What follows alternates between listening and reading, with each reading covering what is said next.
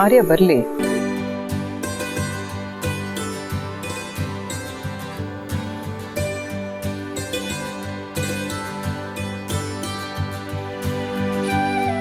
ಅಮ್ಮ, ನಿಮಗೆ ಟೈಮ್ ಇದ್ದಾಗ ಈ ಆರ್ಟಿಕಲ್ ಓದಿ, ತುಂಬಾ ಚೆನ್ನಾಗಿದೆ.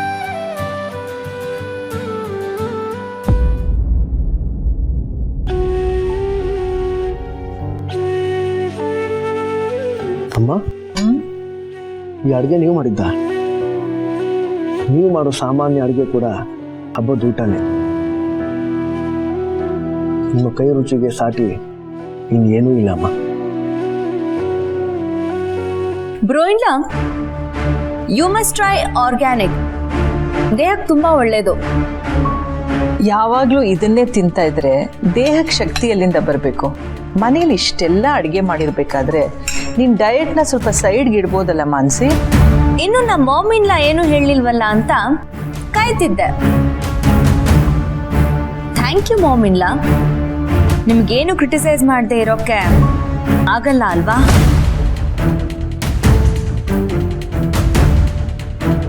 ಬ್ರೋಯಿನ್ಲಾ, ಐ ಆಮ್ ಡ್ಯಾಮ್ ಶ್ಯೂರ್ ನಿಮ್ಗೆ ತುಂಬಾನೇ ಇಷ್ಟ ಆಗುತ್ತೆ.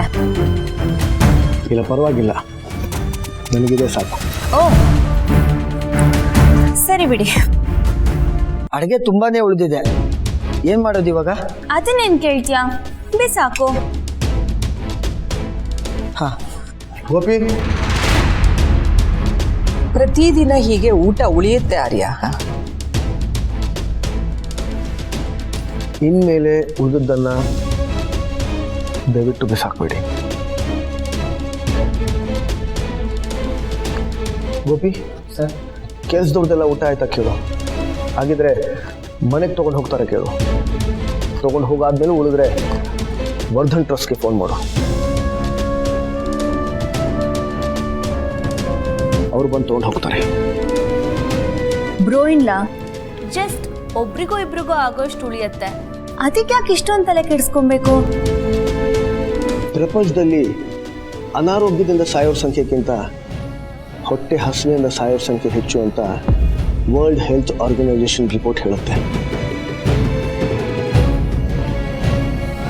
ಅದಕ್ಕೆ ನಮ್ಮ ಹೊಟ್ಟೆ ತುಂಬಾದ್ಮೇಲೆ ಒಬ್ರಿಗೂ ಇಬ್ಬರಿಗೂ ಸಾಕಾಗೋಷ್ಟು ಅನ್ನ ನಮಗೆ ತುಂಬ ಕಡಿಮೆ ಅನ್ನಿಸ್ಬೋದು.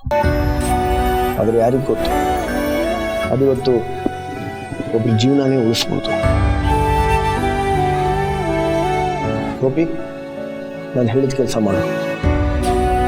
ಅಮ್ಮನ ಕೈ ರುಚಿ ತಿನ್ನೋ ಭಾಗ್ಯ ಯಾರಿಗ್ಯಾರಿಗಿದೆಯೋ ಅವ್ರಿಗೆಲ್ಲ ಊಟ ಸಿಗ್ಲಿ.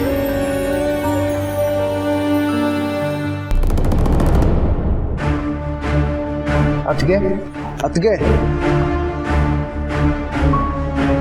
ಆರ್ಯ, ಅನೂಪ್ ಮದುವೆ ವಿಷಯ ಮಾತಾಡಕ್ ಹೋಗಿದ್ಯಲ್ಲ, ಏನಾಯ್ತು? ಅವಳಿಗೆ ತಿಳಿಸಿ ಹೇಳೋ ಕೆಲಸ ಮಾತ್ರ ನಂತು. ಇದಿದ್ದೆಲ್ಲ ಅವ್ರಿಗೆ ಬಿಟ್ಟಿತ್ತು. ನನ್ನ ಮಾತುಕತೆ ಕರ್ತವ್ಯ ಮುಗಿದಿದೆ.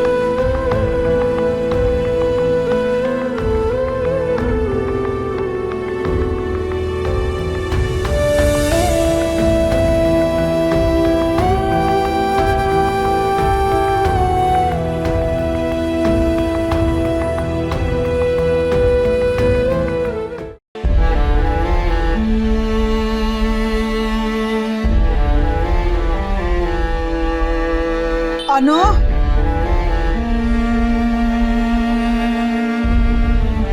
ನಿಮ್ಮ ಅಪ್ಪ ಇನ್ನೂ ಬರ್ಲಿಲ್ವಲ್ಲೇ? ಬರ್ಬೋದೇನೋ ಅಮ್ಮ, ನಾನು ಹೊರಡ್ತೀನಿ. ಮಧ್ಯಾಹ್ನ ಊಟಕ್ಕೆ ಡಬ್ಬಿ ತಗೊಂಡಿದ್ದೀನಮ್ಮ. ಬರೀ ಅವಲಕ್ಕಿನ?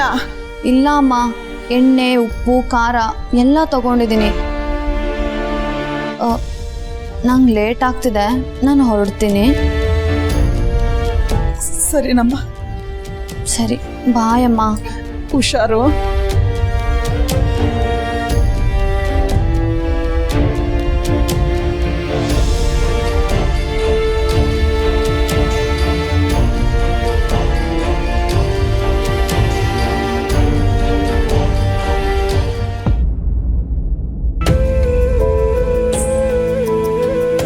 ಯಜಮಾನ್ರೆ ನಮಸ್ಕಾರ.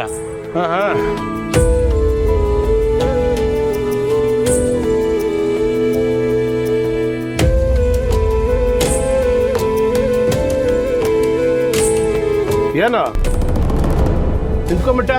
ಬಂದದ್ದೇ ಲೇಟು, ಹೋಗಿ ಕೆಲಸ ಶುರು ಮಾಡು. ಯಜಮಾನ್ರೆ, ಸ್ವಲ್ಪ ದುಡ್ಡು ಬೇಕಾಗಿತ್ತು. ಯಾವ ದುಡ್ಡಪ್ಪ? ನಾನು ನಿನಗೆ ಕೊಡ್ಬೇಕಾಗಿರೋದು? ಸಾಲವಾಗಿ ಸ್ವಲ್ಪ ದುಡ್ಡು ಬೇಕಾಗಿತ್ತು. ಸಾಲನ? ಮಾನ ಮರ್ಯಾದೆನ ಎಲ್ಲಿಟ್ಟು ಬರ್ತೀರಪ್ಪ ನೀವು? ಈ ಅಂಗಡಿ ಅಡ ಇಟ್ಟಂಗೆ ಅದನ್ನೂ ಎಲ್ಲಾದ್ರೂ ಇಟ್ಟು ಬರ್ತೀರಾ ಹೆಂಗೆ? ಈಗಾಗಲೇ ಕೊಟ್ಟಿರೋ ಸಾಲಕ್ಕೆ ಗತಿ ಇಲ್ಲ. ಅದೇ ಹಂಗೆ ನಿನ್ ಮುಖ ಇಟ್ಕೊಂಡು ಬಂದು ನನ್ನ ಹತ್ರ ಸಾಲ ಕೇಳ್ತೀಯೋ ಗೊತ್ತಿಲ್ಲ. ಮನೆಯಲ್ಲಿ ಸ್ವಲ್ಪ ಇಕ್ಕಟ್ಟು, ಸಂಬಳದಲ್ಲಿ ಹಿಡ್ಕೊಳ್ಳಿ. ನಿನ್ನ ಸಂಬಳನ ಪೂರ್ತಿ ಇಟ್ಕೋಬೇಕು ನಾನು. ಹಾಗೆ ನೋಡಿದ್ರೆ ಅಲ್ಲಯ್ಯ, ಇದು ಯಾವ ಕೆಲ್ಸಕ್ಕೆ ಬಾರ ಸ್ವಾಭಿಮಾನ? ಈ ತರ ಬಂದು ನನ್ನ ಹತ್ರ ದುಡ್ಡು ಕೇಳ್ತೀಯಲ್ಲ? ಆ ಪುಣ್ಯಾತ್ಮ ರಘುಪತಿ ಅರಸು ನಿಮಗ್ ಸಹಾಯ ಮಾಡ್ತೀನಿ ಅಂದ್ರೂ ಕೇಳ್ತಿಲ್ವಲ್ಲ ನೀವು? ಅವ್ರ ಬಗ್ಗೆ ಯಾಕೆ ಮಾತು ಯಜಮಾನ್ರೆ? ಯಾಕೆ ಅಂದ್ರೆ ನೀನು ಅವ್ರ ಮಾತು ಕೇಳ್ತಿಲ್ವಲ್ಲಪ್ಪ. ನಿನ್ನ ಮಗಳನ್ನ ಸೊಸೆ ಮಾಡ್ಕೋಬೇಕು ಅಂತ ನಿನ್ ಮನೆ ಬಾಗಿಲವರೆಗೂ ಬಂದ್ರು ನಿನ್ನ ಹಠ ನಿನ್ನ ಹೊಸಲ್ ಬಿಟ್ಟ ದಾಡ್ತಿಲ್ವಲ್ಲ. ಮಗಳಿಗೆ 25,000 ರೂಪಾಯಿ ಸೀರೆಯನ್ನ ಕೊಡಿಸ್ಬೇಕು ಅಂತ ಆಸೆ ಮಾತ್ರ ಇಟ್ಕೊಂಡಿದೀಯ. ಮಗಳು ಚೆನ್ನಾಗಿ ಬದುಕಬೇಕು ಅನ್ನೋ ಆಸೆ ಇಲ್ವಾ ನಿನಗೆ? ಅವ್ರ ಮನೆಗೆ ನಿಮ್ ಮಗಳು ಹೋಗ್ತಾ ಇರೋದು ನಿಮ್ಮೆಲ್ಲರ ಅದೃಷ್ಟ ಅನ್ಕೋ. ಅಲ್ಲಯ್ಯ, ನಿನ್ನ ಮಗಳನ್ನ ಯಾರಯ್ಯ ಮದುವೆ ಮಾಡ್ಕೊಳ್ತಾರೆ? ಅವಳ ಯೋಗ್ಯತೆಗೆ. ನನ್ನ ಮಗಳ ಬಗ್ಗೆ ಮಾತಾಡೋ ಯೋಗ್ಯತೆ ಯಾವನಿಗೂ ಇಲ್ಲ. ನನ್ನ ಕೊಳಪಟ್ಟಿ ಹಿಡಿತ್ಯಾ? ಯಜಮಾನ್ರೆ, ನನ್ನ ಕೈ ಕಡೆ ಕೆಲಸ ಮಾಡ್ತಾರ ನೀನು, ನನ್ನ ಕತ್ತಿನ ಪಟ್ಟಿ ಹಿಡಿತ್ಯಾ? ಆಗ ಯಜಮಾನ್ರೆ, ನಿಮಗೆ ಯಜಮಾನ ಅಂತ ಮರ್ಯಾದೆ ಕೊಡ್ತಾ ಇದ್ದೀನಿ ಅಂದ್ರೆ ಅದು ಈ ಅಂಗಡಿ ಮೇಲಿನ ಗೌರವ. ಆದ್ರೆ ನೀವು ನನ್ನ ಅಂಗಡಿ ಪತ್ರ ತಗೊಂಡೋಗಿ ರಘುಪತಿ ಕೊಟ್ಟಿದ್ದೀರ. ಏನ? ನಿನ್ನ ಅಂಗಡಿನ ಇನ್ನು ಈ ಅಂಗಡಿ ಮೇಲೆ ಹಕ್ಕಿದೆ ಅನ್ಕೊಂಡು ಓಡಾಡ್ತಾ ಇದ್ದೀಯಾ? ಎಲ್ಲ ಮಣ್ಣು ಪಾಲಾಯ್ತು. ಸುಬ್ಬಣ್ಣ, ನೀವಾದ್ರೂ ಸುಮ್ಮನೆ ಇರಿ. ಹೋಗ, ಈಗಲಾದ್ರೂ ಆ ರಘುಪತಿ ಮಗನ ಜೊತೆಗೆ ನಿನ್ನ ಮಗಳನ್ನ ಕೊಟ್ಟು ಮದುವೆ ಮಾಡು. ಆವಾಗ್ಲಾದ್ರೂ ಈ ಕೈ ಚಾಚೋ ಪರಿಸ್ಥಿತಿ ತಪ್ಪತ್ತೆ. ಇನ್ನೊಂದ್ಸಲ ನನ್ನ ಮಗಳ ವಿಷಯ ಮಾತಾಡ್ಬೇಡಿ. ಏನ ಮಾಡ್ತೀಯಾ? ಏನ ಮಾಡ್ತೀಯಾ? ಏನ ಮಾಡ್ತೀಯಾ?